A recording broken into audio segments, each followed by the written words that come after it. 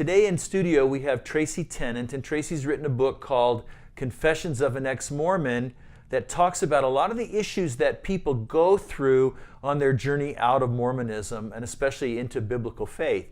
And so one of the things that I think Tracy has a lot of insight into is how people respond to us when it becomes apparent to others that we're doubting or that we're on a journey out of the church.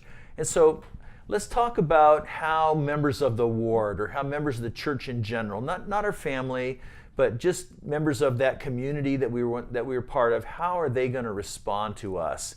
And in your book, you talk about sort of different groups of people. So how about people, there's going to be some people who just write you off, right? Tell us a little bit about that first group of people. Yeah, they're not going to know how to respond. And so the way that they cope with things or deal with things is they're just not going to address it. Okay. So they don't talk to you anymore. Some of them may have, I guess, less than honorable intentions. Yeah. They just write you off as, oh, that person, that troublemaker, that, you know, she was never authentic to begin with or whatnot. And that's hurtful. Yeah. But, you know, it's more about them and their character than it is about you or anything that you've done. It's good to remember that. So they don't talk to you anymore. I went to a ward event because my children were still active in the church.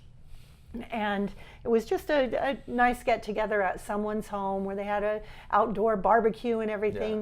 Yeah. And there were members of the ward who, when they saw me approaching, they just turned around and walked the other way. I mean, they couldn't even bring themselves to shake my hand and say, how are you doing? So you've got that type of reaction.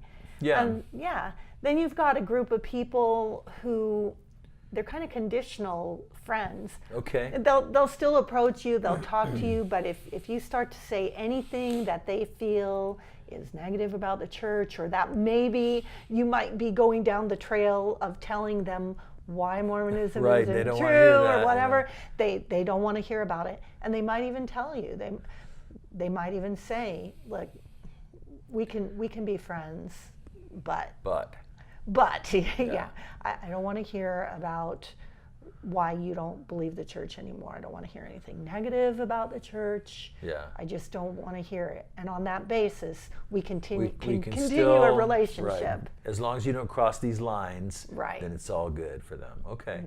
Now, then the third group. These are your real friends, and you'll find it's probably a very small group. It might only be one or two people, if you're really fortunate, 3 or 4. Yeah. And they love you for who you are, and they're going to stick with you regardless. Yeah, which is pretty amazing. You'll find out who they really are, yeah, right? When you start threatening their world and their status quo, right, with your decisions. Yeah, and so that's good to understand that, because I might expect members of the ward to respond better than that, or, you know, and I have to figure out then who is going to be kind of in that category, or how I can manage those relationships as I move forward. Yeah, it's a learning curve. You don't know who you can trust. You don't know. Here you are, you know, opening your heart and soul to somebody, and they may reject you. But just remember, it's not really you who they're rejecting. They're rejecting what you believe now. Right, because it's threatening. Right. Because it upsets their tidy little world and so forth. Yeah. So one of the things you talk about is the difference between people who actually know you personally during this transition versus people who have only heard about you. So how do people hear about? I mean, how does that work? It's like the telephone game, really. Okay. So the people who are right up at the beginning of the line, those are the ones who know you, and they might ascribe to you the reasons for your leaving the church, not as something dishonorable. Because they know better, they know you well enough. Right. But they still have to kind of figure out, they still have to find a reason for your leaving, because that leaves their worldview intact, right? Right. And so what are some of the things that people would come up with? Well, I was Relief Society president when I left the church, and I was fairly close to my first and second counselor. And it was just last year that I reconnected with my first counselor, a friend, Karen. I went out to visit family and called her up, and she was really excited to hear from me. We went out to lunch and just had a conversation, and she said, well, you know, I think I could see it coming, because you were just, and I have 10 kids, people don't know that, but I could kind of see it coming. You were just overwhelmed with the expectations of being a wife and a mother, and what the church puts on on people, and I can understand why you left. And I felt like I wanted to tell her, well, that wasn't exactly why. It wasn't because of being overwhelmed. It was for these other issues. But at least she wasn't trying to say, you left because you wanted to go sin. So normally the people who have been around you as you've served in the ward, they have to come up with a reason.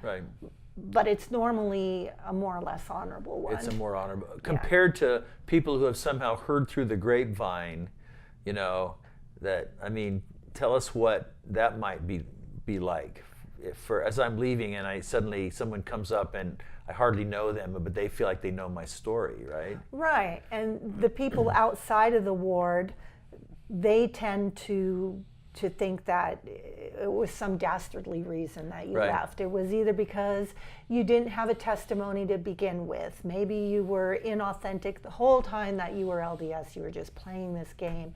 Maybe it was because you were offended by someone. I hear that one a lot. Yeah, or you wanted to leave to go sin. Or you couldn't live some principle of the gospel, and so. Right.